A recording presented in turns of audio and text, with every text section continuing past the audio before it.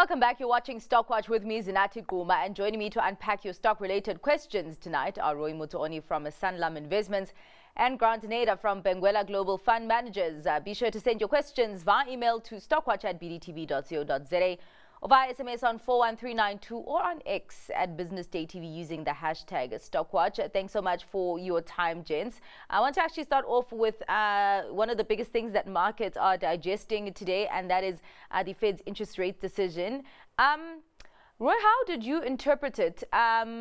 Because a lot of analysts have interpreted as hawkish, but when you look at those US markets, they're in the green. So, yeah, what have you picked up? So it's interesting. I think Chairman Powell has a way with words. So in December, the way he spoke, it sounded like there's lots of cuts coming and relatively quickly. But that's not how the market saw it. Or rather, the market took that and jumped and ran with it, the equity markets. But the bond market, which tends to be more circumspect relative to equity, people looked at it very differently. Inflation hadn't quite bottomed. It's coming down nicely, but it hasn't reached the bottom. And there's always a risk of starting your cutting cycle too early. If you start too early, you bring in more firepower into the market, and then inflation jumps, and then it's out of control, and you have no credibility. So I think he weighed his words very carefully. Basically, he told people what is clear is it is unlikely that he will need to cut rates in March. He didn't say that we could hike. And in fact, they took out that wording totally.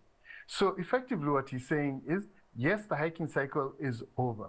Yes, we think inflation is close to being under control, but we need to see more evidence that it is. Clearly, the issue here is that they could wait too long. Inflation undershoots, we fall into a recession because financial conditions are very tight.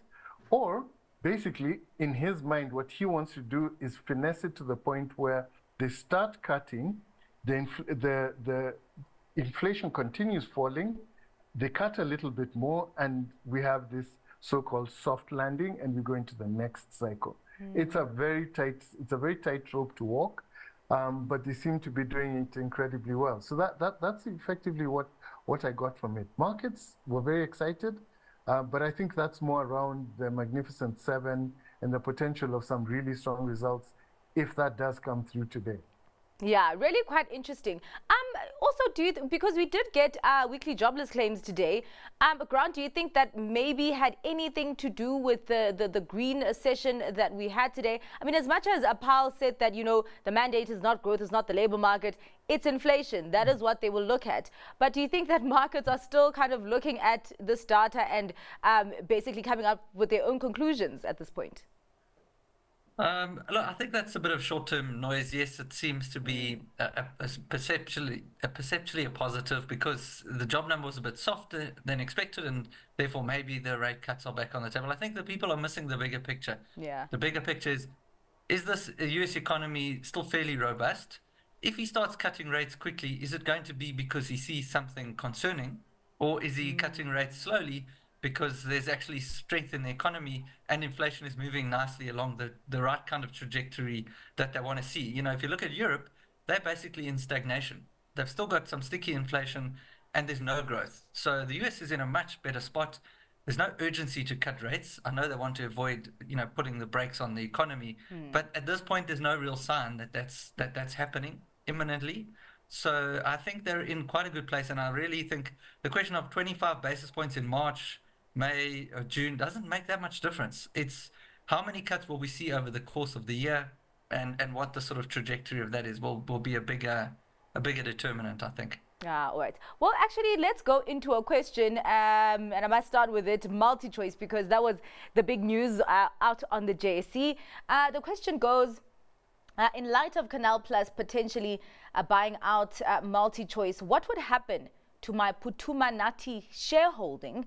Would I also get the purchase price of 105 Rand per share, or is there another discussion that needs to happen with Phuthuma shareholders? Roy, any idea there? Look, it's very early. It's very early in the process. They've said that they found some way around the regulatory story. But with media and with telcos in SA, the regulatory road is generally very long.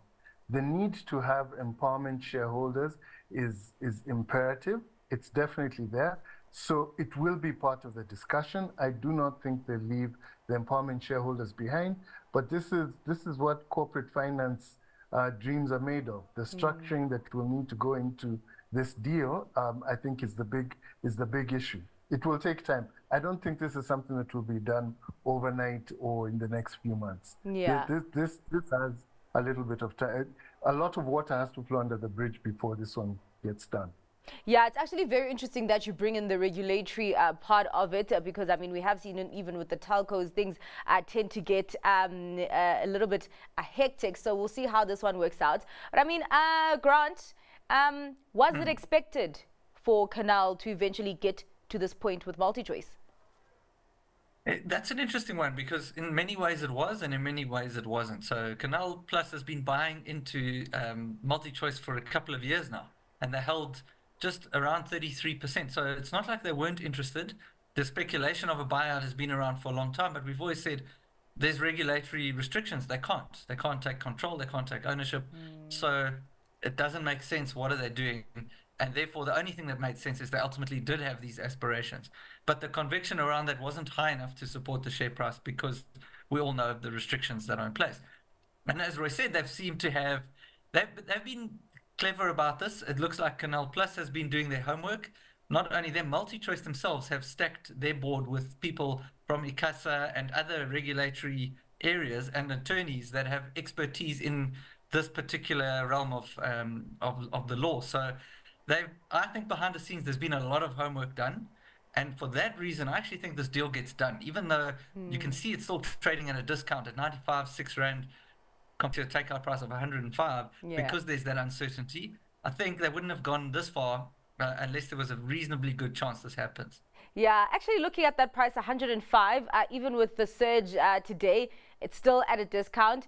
Roy, what do you think about that price? And do you think that shareholders will be happy? Or do you think that there could be a chance where they could ask for another price? So here's the interesting thing about all these South African stocks. They've sold off so aggressively that a takeout can come in at 40, 50, even 100% premium and still be cheap relative to the true value of the assets. And that's the risk that we face with all of these SA Inc. companies. And I guess now it depends on the local shareholders, the big institutional guys who have a voice on the table to say whether this price is acceptable to them or not. I mean, it's very recent when when MultiChoice's share price was well above any of this. So let's see. The price action just goes to show you that it's not that there's a probability of it not happening. It's more about the fact that people expect this to take a bit of time, to take a lot of time, and I guess a little bit of a probability that it doesn't happen or it becomes very convoluted. Okay, it seems that the road is very, very long, but let's now take ourselves to the end of the road, and this actually happens. Grant, Canal Plus says that they would also list in South Africa. Would that be a listing that would be attractive? Well, I think that's actually so good to see. I mean, the JSE we know is shrinking by the day, and the fact that this is another delisting is a real concern. And so the fact that they want to come and relist is really positive from just a South African perspective. Is it an asset that would interest me? I think this is a very tough space. It is being driven by scale and massive pockets and massive competitors. The kind of money the Amazon Prime, the Netflix, and the players of the world are throwing around with scale. So they're cross-selling content globally into different distribution channels. I think this, to be honest, I think this is a lifeline for MultiChoice, and I don't know where this business would even be in 5 years' time. So it's not something I would ever have looked at on a standalone basis, just given the structural challenges that they're facing, and the delivery mechanism of content has changed completely. So a lot of their structural advantages have gone.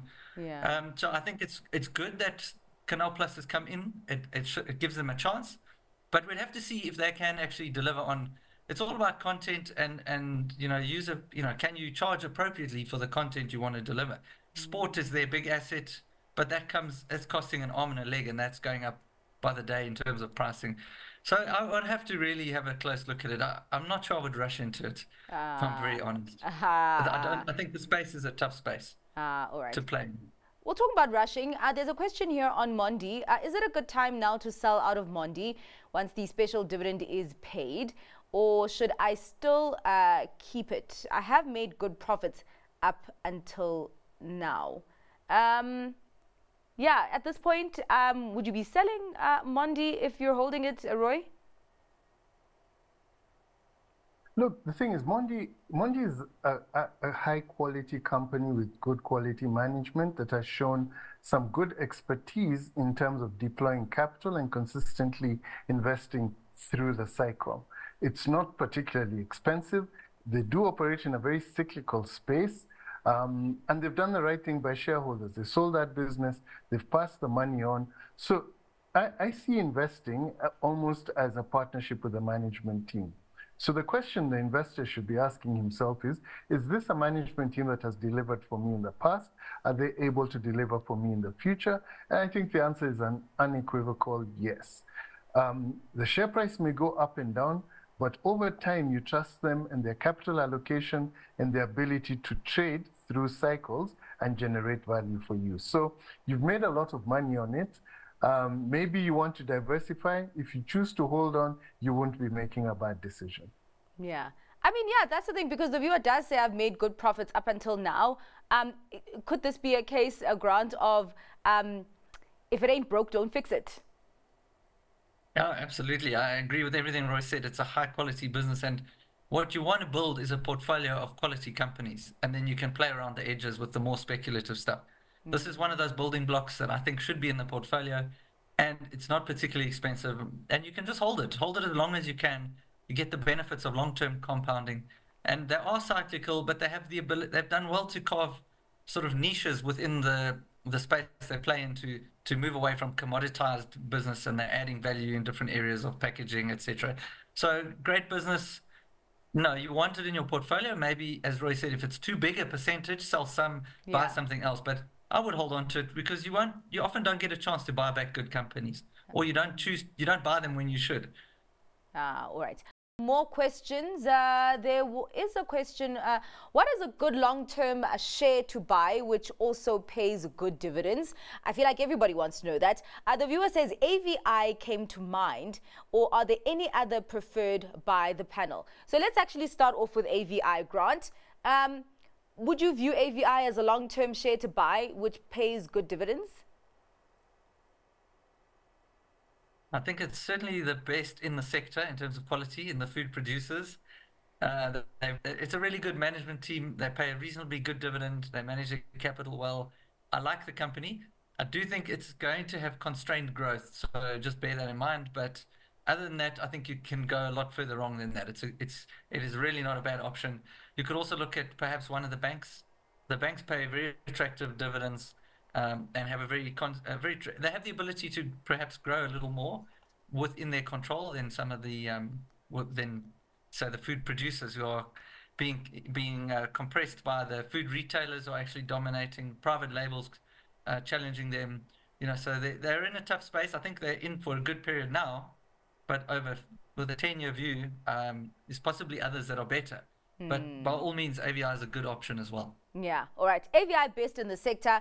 Grant would also be going for the banks as an alternative. Roy, on your side, how would you view AVI, or would you prefer something else as a long-term buy with good dividends? So AVI is a solid business, solid, well-run, with a not dominant, but a very strong market position.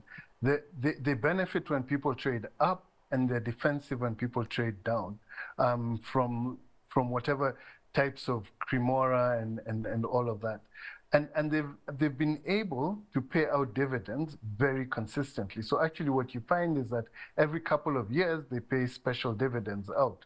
So very solid performer, consistent growth, not spectacular, but consistent growth. So yeah, absolutely. This is one that you'll keep holding. I mean, the portfolio may need some work. Maybe the fish business is not the best fit for everything else, for everything in that portfolio. But by and large, that management team's done well with what they have had, and over time they'll make the right decisions for the shareholders and for the businesses. So not a bad idea. I mean, with regards to others, one thing that's very important over and above being able to pay, over and above paying a high dividend, is actually being able to pay that dividend. So even if you don't, the ability to pay is very important. So you look at a company like Bidcorp. They don't have much debt. They earn returns ahead of their cost of capital. They pay a low dividend, but they keep compounding at that high return. So what basically happens is the value of your equity keeps growing over time, quite consistently. Eventually, you will get it, whether it's in the share price or in dividends or not, you will get the return. So that's another one to look at.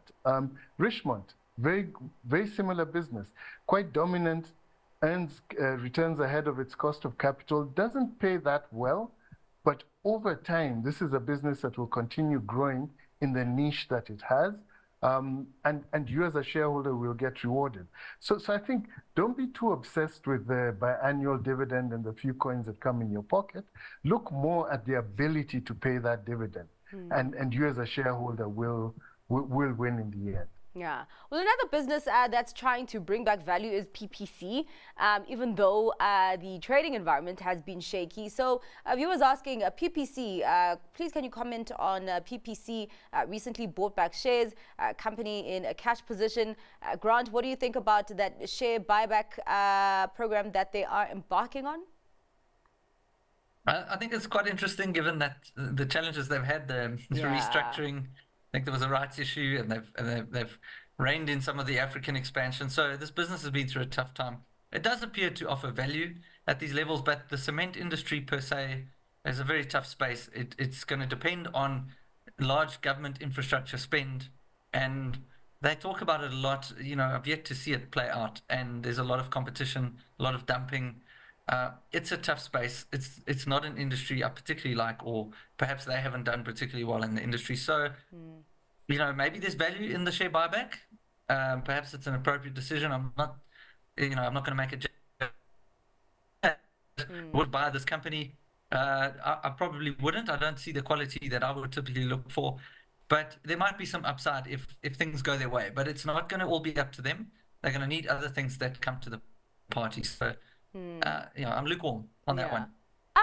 Roy, would you be expecting any significant upside for PPC on government infrastructure spending, especially seeing as it is an election year? Well, the thing about PPC is it's in a highly competitive market. There's significant excess capacity and imports are still coming in. So from a top-line perspective, I think it's very hard to be particularly optimistic. The thing about buybacks is buybacks are big signaling issue, big signaling events. So people see buybacks as being positive and the share being cheap and all that. But I think buybacks tend to happen, or rather should happen, when management has no other investment opportunities. So they sold that Rwanda business. It makes no sense to invest in more capacity domestically. So they've got this pot of cash and they've decided the best way to deploy it is buying back their shares. To me, it could also mean that they don't see any other investment opportunity. And it's exactly like Grant says, top line is constrained, highly competitive, no growth domestically. If the government does invest, I mean, the election is in, 6 months at worst. There's not much of a project pipeline that comes in, and the government doesn't have much money anyway. So I don't think that's the basis upon which you would be investing in a cement company. Management's trying to tell you the share price is cheap, and maybe it is. But yeah, I just think it's a company that's gone through a lot, and the industry is in a very difficult position. There are probably better opportunities elsewhere. Would Glencore be an opportunity at 100 Rand per share? Would that be a good entry level? And the viewer highlights the future of copper, and I was actually reading an article later on that the author didn't think that we are seeing the opportunity properly that copper can bring to Glencore and the upside. Grant, what would you say? Well, I think Glencore has got one of the world leading positions in copper, as you said, also in cobalt. And these are integral to new and old technologies. So I like their metal portfolio. And then, of course, remember they have this big trading arm that actually provides quite a nice income buffer in through the volatility of the commodity markets. So I think it's a good management team. I think they've got a good commodity portfolio. And I think we are seeing, I don't know if we're at cycle lows in the commodities. You never know with these things. But that's just the way resources work. Would I buy Glencore here? Yes, I probably would. I think it starts to look interesting here. And the copper story is a real one. And if you talk to people in the industry, you'll hear the term copper is the new gold.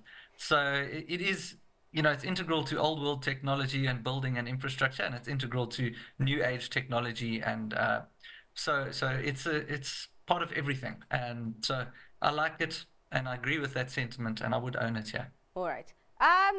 Roy, let me hit you with another question. I'm thinking of switching from British American Tobacco to Equitus Property Fund. Both are high-yielding equities, but I believe there are stronger tailwinds behind the properties funds, like Equitus for future capital appreciation.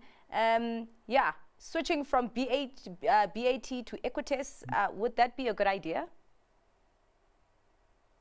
So that's an interesting concept, and maybe I'll walk you through the way to think about this. Yeah. So British American Tobacco, we've seen top line decline over time because it's tobacco and all the legislative problems that they've had and everything. Their gearing has gone up because they insist on paying this big dividend. So when you look at it, it's got a very high dividend yield. But I think the question the investor needs to ask himself is, over time, are they able to maintain this payout? When you look at when you look at the amount of gearing they have and the fact that the top line is coming down, so that then we park that. Equitus is a developer. They buy property, they develop industrial property, logistics warehouse and stuff. They lease it out. When they lease this stuff out, they have increases that are built into the lease. Into the leases. Right now, last time I looked at them, they had a weighted average lease life of, I don't know, 8 years. So if you think about it, over the next 8 years, they probably have locked in leases that escalate at a certain rate. So you're almost guaranteed that in the absence of a catastrophe of losing tenants, that each year the dividend they'll be able to pay would be higher. So that's a sustainable growing dividend that compares with inflation. Yes, they do have gearing, but they're not as heavily geared as a BTI would be. And they manage their capex in that way. So that's the way you compare the two of them. How sustainable is the dividend? Where do you get the cash from? And can you afford, do you have the cash flow to afford an ever-growing dividend that provides that yield? I'll leave the answer to the investor, but I think I've painted the picture. No, you really have very clearly. Thank you so much for that. We do have to go to your stock picks, gents. Grant, what will your stock pick be for today? So my pick, for the first time in quite a few years, I will just add, is Tiger Brands. And I think this is the first time it starts to look interesting. They've appointed a new CEO, which is the guy who was previously at Premier Milling, which is a very good operation. And they've done, at Premier, they did all the things Tigers was supposed to do and didn't do. So I think he's going to bring a new rigor into the business, a new operational focus. It's going to rationalize it. They've still got an incredibly great portfolio of brands, great cash flow, but they haven't managed this portfolio well for a number of years. The hard decisions haven't been made, and I think that's about to change. And then you add to that some of the bigger tailwinds. You've got input prices on food that's falling. You've got margin recapture, so they're all in a better space. I think the food producers over the next 6, 12, 15 months, interest rates falling, soft commodity prices coming down. So I think there's a few reasons to like the story. It's not optically expensive either. I think it's trading at 11 times this year's earnings. So yeah, that's my top stock pick, Tiger Brands. Yeah, all right. On your side, Roy? Greenrod. I know it was a pick I had a couple of weeks ago, but I still like the stock. If you think about it, they're playing into the weakness that Transnet is, and that the neighboring countries need to hedge themselves against. Everybody needs commodities to move. Everybody needs logistics to work. If it's not working here, it's going to work somewhere else. They happen to be the people in the spotlight. They're delivering incredibly well. They don't have a stretched balance sheet, and you can see the volumes growing. They have excess capacity that the volumes can grow into. They've done the right capex. I think this is going to be a winner for a period of time. All right. Well, thank you so much for your time and for your analysis today, gents. Really appreciate it. That is all for Stockwatch tonight. Thanks to our guest, Roy Mutooni from Sanlam Investments and Nader from Benguela Global Fund Managers. Up next, The Close. Stay with us.